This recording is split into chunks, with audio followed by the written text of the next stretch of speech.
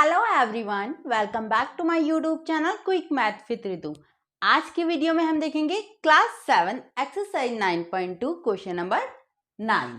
तो क्या है, Sanjali took a wire of length 44 centimetre and bent it into the shape of a circle. Find the radius of that circle, also finds its area. ठीक है, पहले आप सिर्फ यहां तक समझो, यहां तक हम देखते हैं।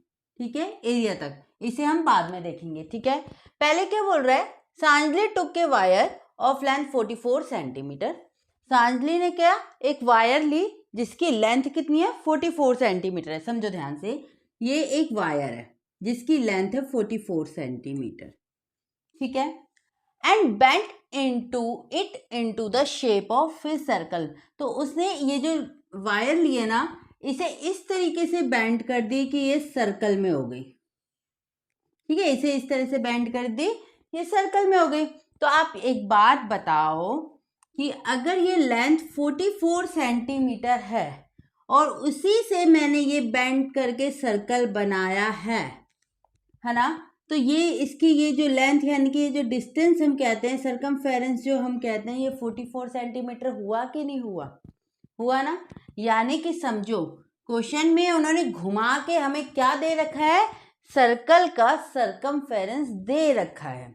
क्योंकि देखो यहाँ पे एक वायर है जिसकी लेंथ 44 सेंटीमीटर है, उसी को बेंड करके उन्होंने एक सर्कल बनाया है। तो अगर उस वायर की लेंथ 44 सेंटीमीटर थी तो इस सर्कल का सर्कमफेरेंस भी कितना होगा, 44 सेंटीमीटर, है ना। फिर क्या बोल रहा है, find the radius of that circle.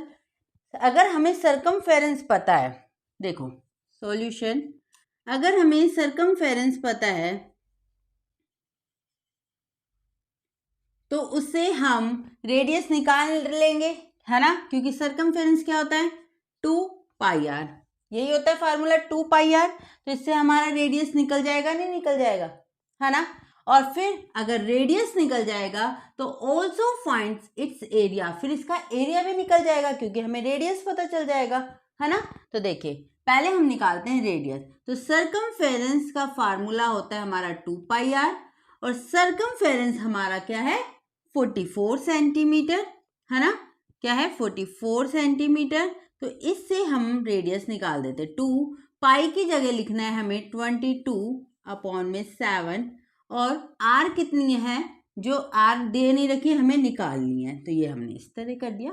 अब बताओ 44 सेंटीमीटर, टू को 22 से मल्टीप्लाई करेंगे 44/7 मल्टीप्लाई आर। अब देखो आर निकालना है हमें, रेडियस निकालना है, तो आर को अकेला छोड़ देते हैं। 44/7 यहाँ मल्टीप्लाई में इक्वल के इस साइड जाएगा तो डिवाइड में हो जाएगा। अब देखो ये फ्रैक्शन वाली डिवाइड बन गई। कैसे करते हैं फ्रैक्शन वाली डिवाइड, इधर करा हमने मल्टीप्लाई और ये वाली का रेसिप्रोकल, यानी कि 44/7 क्या हो जाएगा, 7/44, ये होगी आर। 44 से 44 ये कट हो गया तो ये कितना लेफ्ट रह गया, 7, यानी कि 7 सेंटीमीटर आ गया रेडियस। 7 सेंटीमीटर क्या आ गया, रेडियस। एक हमसे ये पूछा गया था फाइंड द रेडियस, जो हमने फाइंड कर दिया, कितना है, 7 सेंटीमीटर। अब क्या पूछा उन्होंने, ऑल्सो फाइंड्स इट्स एरिया, इस सर्कल का हमें एरिया भी बताना है। तो ठीक है, रेडियस अगर निकल गया तो एरिया आसानी से निकल जाएगा ना।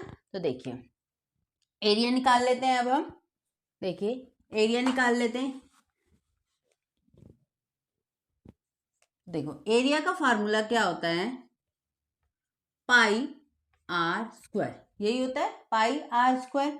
तो देखिए पाई क्या बोला है, कितना लेना है हमें, 22/7। ठीक है, आर अभी हमने निकाला कितना, 7। तो 7 आर का स्क्वायर है, यानी कि 7 मल्टीप्लाई 7। इस 7 से ये 7 कट हो गया तो 22 को 7 से मल्टीप्लाई करो, 7 2 जा 14 और 1, 7 2 जा 14 और 154। एरिया है तो किस में हो जाएगा, सेंटीमीटर पर स्क्वायर, सेंटीमीटर पर स्क्वायर। ठीक है, एक आंसर हमारा ये हो गया, सर्कल का रेडियस निकाल दिया, और एक ये हो गया सर्कल का एरिया निकाल दिया, यानी कि हमने यहाँ तक सॉल्व कर दिया। अब आगे क्वेश्चन को पढ़ते हैं।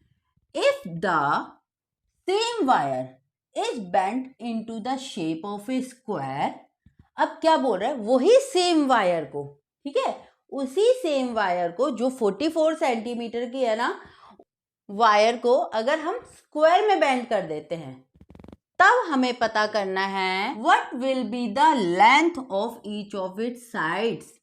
फिर जो स्क्वायर है ना, उसकी ईच साइड कितनी होगी, देखो अब ये एक वायर है जो 44 सेंटीमीटर है, मतलब वही वायर है 44 सेंटीमीटर है।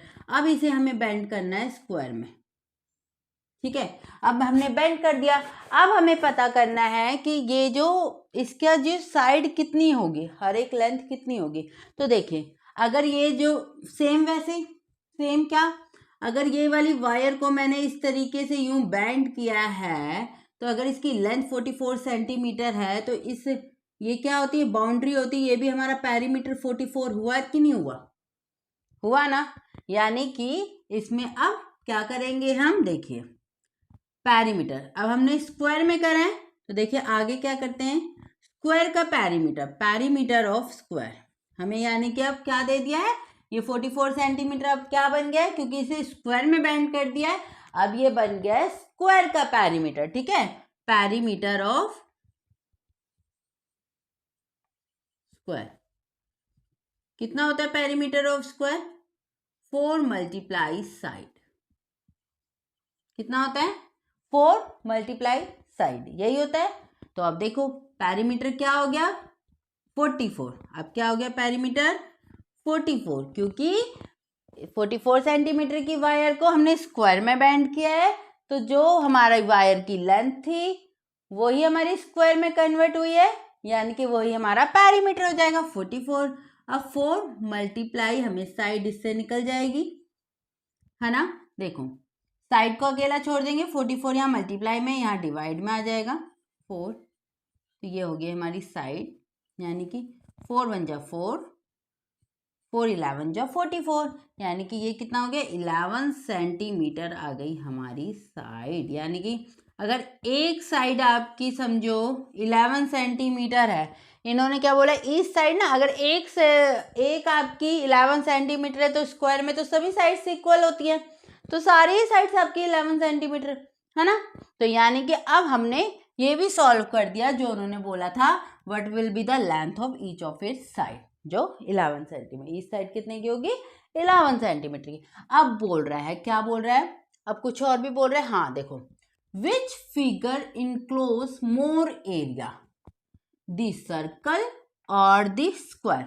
अब ये बोल रहा है जो कि कौन से मतलब किस फिगर का, ठीक है, किस फिगर का एरिया ज्यादा स्पेस इनक्लोज कर रहा है, अपने अंदर ले रहा है, कि सर्कल का या स्क्वायर का, यानी कि दोनों सर्कल और स्क्वायर के एरिया में कंपैरिजन कर रहे हैं। तो इसके लिए पहले हमने देखो सर्कल का तो एरिया निकाल लिया है हमने, ठीक है, सर्कल का एरिया ये किसका है, सर्कल का एरिया है, सर्कल का एरिया तो हमने निकाल लिया है, लेकिन कंपैरिजन करने के लिए हमें स्क्वायर का एरिया भी तो पता होना चाहिए।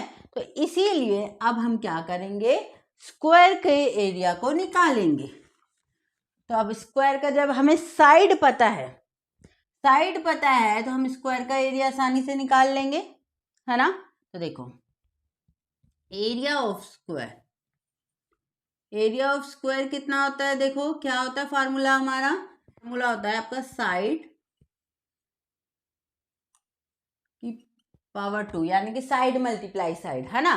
तो यानी कि एरिया ऑफ स्क्वायर साइड कितना आया हमारा 11, कितना आया 11, यानी कि 11 का स्क्वायर कितना हो गया हमारा, 11 का स्क्वायर होता है 121, यानी कि 121 सेंटीमीटर पर स्क्वायर, 121 सेंटीमीटर पर स्क्वायर।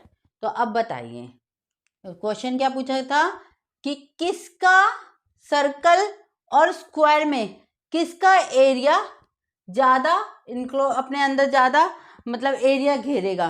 तो बताओ सर्कल का एरिया आ रहा है 154 सेंटीमीटर और स्क्वायर का आ रहा है 121 सेंटीमीटर, ठीक है, पर स्क्वायर। तो किसका एरिया ज्यादा घेर रहा है, सर्कल का। किसका घेर रहा है? सर्कल का। तो आप लिख लेंगे क्या? Circle figure enclose more area.